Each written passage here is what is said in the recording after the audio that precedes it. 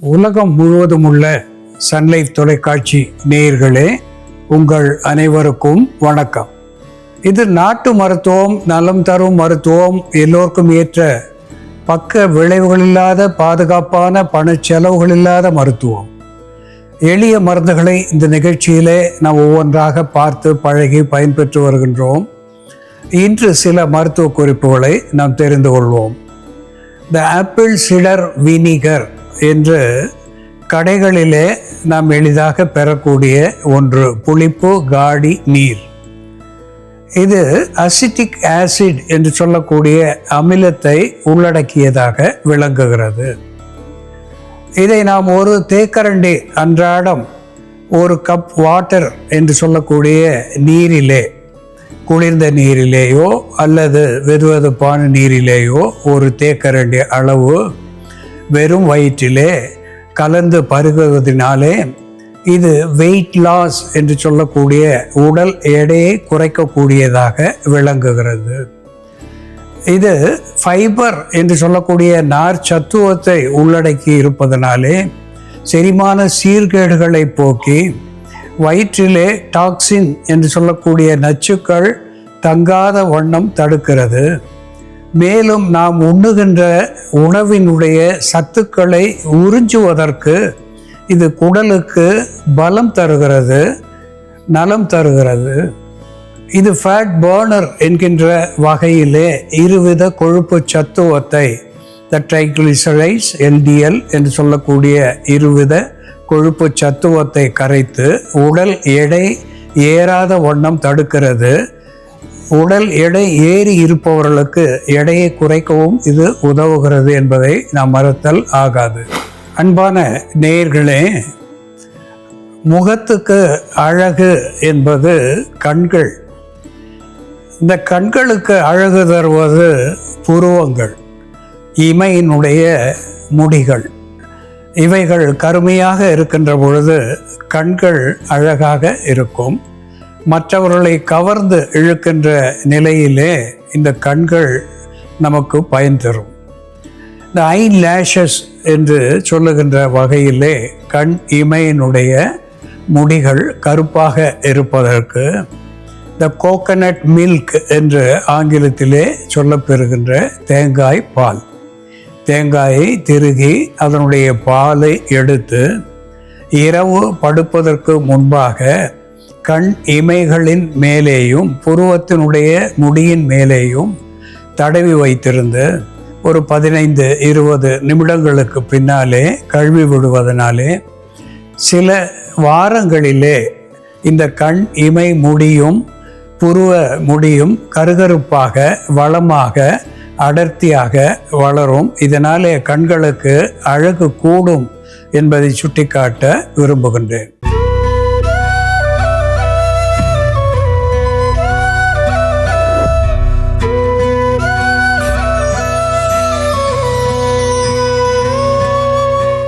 அன்பான நேயர்களே, மாசிக்காய் நாம் இங்கு பார்க்கிறோம். இந்த மாசிக்காயை பற்றி சொல்லும்போது அக்கரங்கள் போக்கிவிடும், மாறாத வெப்பு அகற்றும், மேன்மேலும் உடலுக்கு உறுதியாக்கும் என்று அகத்தியர் குணப்பாட நூலிலே சொல்லியிருக்கிறார்கள். இது அஸ்ட்ரிஞ்சென்ட் என்று சொல்லக்கூடிய வற்றச் செய்யும் தன்மை உடையது. அதனாலே புண்களை ஆற்ற வல்லது. அக்கரங்கள் போக்கிவிடும் என்று சொல்லுகின்ற பொழுது நாக்கிலே, கன்னங்களின் உட்பகுதியிலே ஏற்படுகின்ற புண்களை ஆற்றக்கூடியது, வயிற்று புண்களையும் ஆற்றக்கூடியது, உடலுக்கு மேன்மேலும் பலத்தை தரக்கூடியது. வெப்பு என்று சொல்லக்கூடிய இந்த வெப்புனாலே ஏற்படக்கூடிய கொப்புளங்கள், அதாவது உஷ்ணம், அதிக உஷ்ணமாகி கொப்புளங்கள் உடலிலே ஏற்படுவது, வெள்ளை ஒழுக்கு ஏற்படுவது, இவற்றையெல்லாம் போக்குகின்ற ஒன்றாக இந்த கொர்க்கஸ் இன்ஃபெக்டோரியா என்று தாவர பெயராலே சுட்டப்பெறுவது, கால் ஓக் என்று ஆங்கிலத்திலே சொல்லப்பெறுவது மாசிக்காய் என்ற தமிழ் பெயரை பெற்றிருக்கிறது. இது மிகுந்த துவர்ப்பு சுவையுடையது. இதனோடு 3 துவர்ப்பு சுவைகள் உடைய திரிபலா கடுக்காய், நெல்லிக்காய், தாண்டிக்காய். டெர்மினேலியா செபுலா என்று சொல்லக்கூடிய கடுக்காய் தாயினும் சிறந்த மருத்துவ குணங்களை பெற்றிருக்கிறது. உடலினுடைய வெளிப்புற உட்புற புண்கள் அத்துணையும் ஆற்ற வல்லது. ஸ்டிப்டிக் ஹெமோஸ்டாட்டிக் என்கின்ற வகையிலே குருதியை கட்டுப்படுத்தக்கூடியது. இதனோடு டெர்மினேலியா பெல்லிரிக்கா என்று சொல்லக்கூடிய தாண்டிக்காய் ஒத்த மருத்துவ குணத்தை உடையது.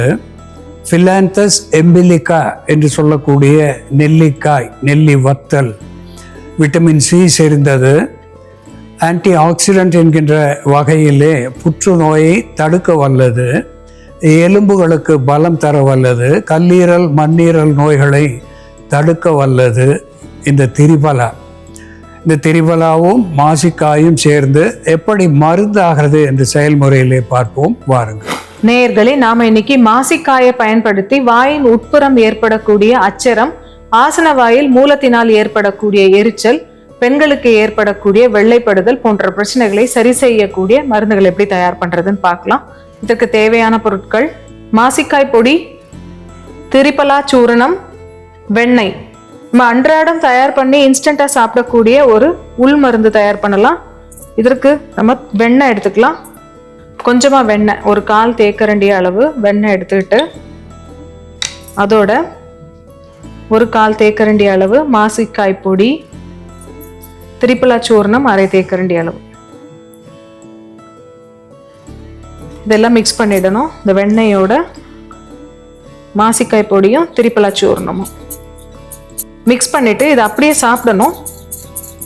தினமும் காலையில் வெறும் வயிற்றுல இதை நம்ம சாப்பிட்டுட்டு வரும்பொழுது வயிற்றில் உள்ள புண்கள் ஆறும்.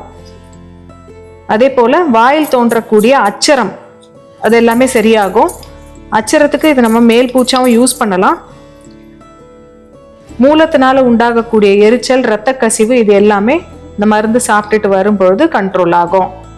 இது நல்லா நம்ம வஸ்திர காயம், ஒரு மெல்லிய துணி கொண்டு சலிச்சு வச்சுட்டு ஃபைன் பவுடராக வச்சுக்கிட்டோம்னா நமக்கு சாப்பிட்றதுக்கு அது ஈஸியாக இருக்கும். நல்லா மிக்ஸ் ஆகி வரும் வெண்ணெய் மாதிரி. அடுத்ததாக நம்ம இதே இன்க்ரீடியன்ஸை பயன்படுத்தி வெளிப்பூச்சி மருந்து எப்படி தயார் பண்ணுறதுன்னு பார்க்கலாம். வெண்ணெய் கொஞ்சம் எடுத்துக்கலாம். வெண்ணெய் லேசாக சூடாகட்டும். இந்த மாசிக்காயை நம்ம முகப்பருக்கான மேல் பூச்சி மருந்தாக பயன்படுத்தலாம். கடுக்காய், ஜாதிக்காய் எப்படி நம்ம இழைச்சி பூசுவோமோ அதே போல் மாசிக்காய் முகப்பரு இருக்கிற இடத்துல நம்ம தண்ணி விட்டு இழைச்சி அது மேலே போட்டுட்டு வந்தோம்னா முகப்பரு வடு இல்லாமல் ஆறும். அதே போல் சிராய்ப்பு காயங்களுக்கும் நம்ம மாசிக்காவை இழைச்சி போடலாம். மாசிக்காய் பொடி இருந்ததுன்னா அதை தேங்காய் எண்ணெயில் குழச்சி நம்ம சிராய்ப்பு காயங்களுக்கு மேல் பூச்சா பயன்படுத்திட்டு வரும்பொழுது அந்த காயங்களில் ஏற்படக்கூடிய எரிச்சல் சீக்கிரம் சரியாகும். வடு இல்லாமல் காயங்களும் ஆறும். நமக்கு த்ரோட் இன்ஃபெக்ஷன் இருந்ததுன்னா மாசிக்காய் பொடியை தண்ணியில் இட்டு கொதிக்க வச்சுட்டு அதை கொண்டு நம்ம வாய் கொப்பளிச்சுட்டு வரும்பொழுது நமக்கு ஆசிட் ரீஃப்ளக்ஸ்னால த்ரோட்டில் ஏற்படக்கூடிய இரிட்டேஷன் கம்மியாகும். அதிகம் பேசுவதனால தொண்டையில் ஏற்படக்கூடிய வலியும் சரியாகும், ஸ்ட்ரெயின் கம்மியாகும். அதே போல் பெண்களுக்கு வெள்ளைப்படுதல் இருக்கும் பொழுது மாசிக்காய் பொடியை நீரில் இட்டு கொதிக்க வச்சுட்டு அந்த வடிகட்டிட்டு அந்த நீரை கொண்டு வாஷ் பண்ணிட்டு வரும்பொழுது ஒயிட் டிஸ்சார்ஜ் கண்ட்ரோல் ஆகும், இன்ஃபெக்ஷனும் கண்ட்ரோல் ஆகும். மூலம் உள்ளவர்கள் மாசிக்காய் டிகாக்ஷனை சிட்ஸ் பாத் பண்ணுறதுக்காகவும் யூஸ் பண்ணலாம். ஒரு டப்பில் மாசிக்காய் டிகாக்ஷனை ஊற்றிட்டு அதோட தண்ணி மிக்ஸ் பண்ணிவிட்டு கொஞ்சம் நேரம் அமர்ந்து இருந்தால், அந்த டப்பில் ஆசன வாய்ப்படும்படி அமர்ந்து இருந்தால் அவர்களுக்கு மூலத்தினால ஏற்படக்கூடிய இச்சிங், இரிட்டேஷன் இதெல்லாமே கம்மியாகும். வெண்ணெய் மிக்ஸ் ஆகிடுச்சு. இதோட நம்ம இப்போ மாசிக்காய் பொடி சேர்த்துக்கலாம். மாசிக்காய் பொடி, திரிபலா சூர்ணம், இவை இரண்டையுமே சேர்த்து நம்ம இதை ஒரு சிறு தீயில வச்சு சூடு பண்ணிகிட்டே இருந்தோம்னா இது அப்படியே நெய்யாக மாறிடும். நார்மலாக நெய் காய்ச்சும் போது வெறும் வெண்ணெயை மட்டும் போட்டு காய்ச்சுவோம். இதோட நம்ம இந்த சூர்ணத்தையும் சேர்த்து காய்ச்சிடுறோம்.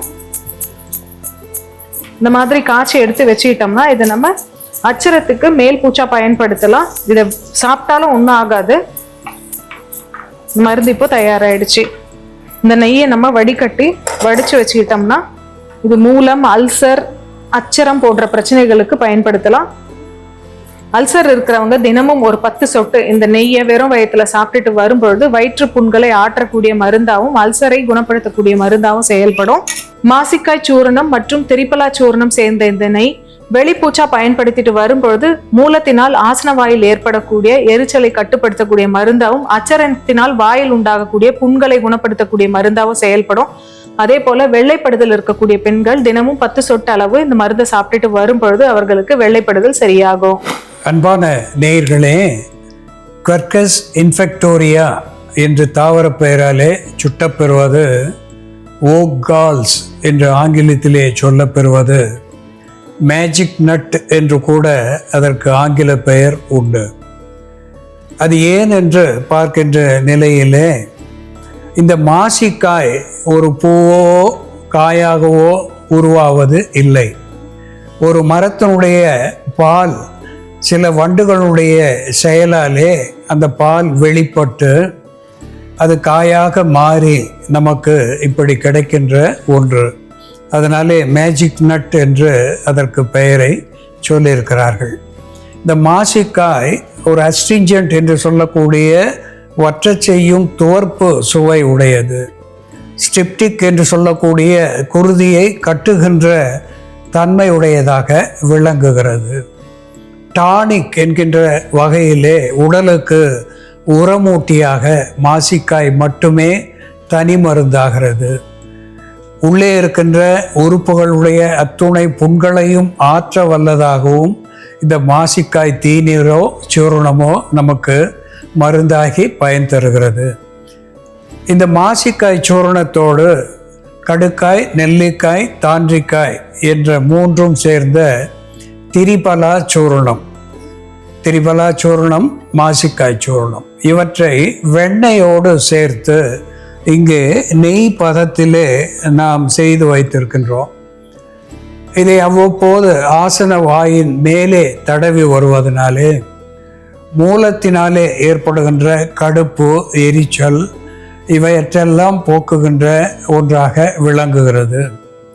ஆசனவாய் சதையிலே சுற்றுப்புறத்திலே ஏற்பட்டு இருக்கின்ற வெடிப்பு, த ஃபிஷர் என்று ஆங்கிலத்திலே சொல்லுவார்கள்.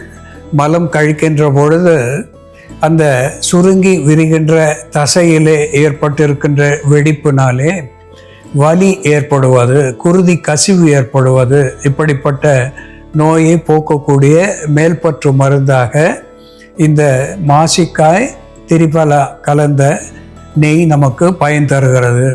இதை உள்ளுக்கு பயன்படுத்துவதனாலே உள் உறுப்புகளுக்கு பலம் தருகிறது. தொண்டையிலே இருக்கின்ற பல்வேறு நோய்களுக்கு மருந்தாகிறது.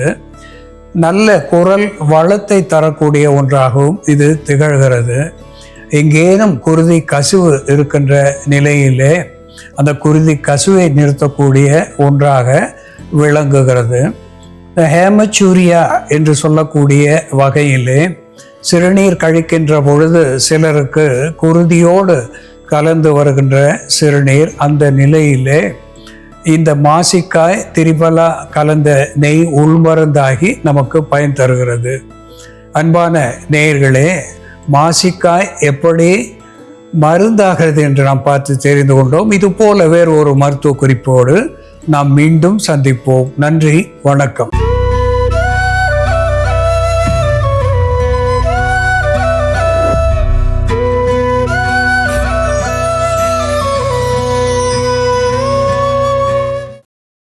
இன்னும் பல வீடியோக்களை காண சன் லைஃப் சேனலை சப்ஸ்கிரைப் பண்ணுங்க.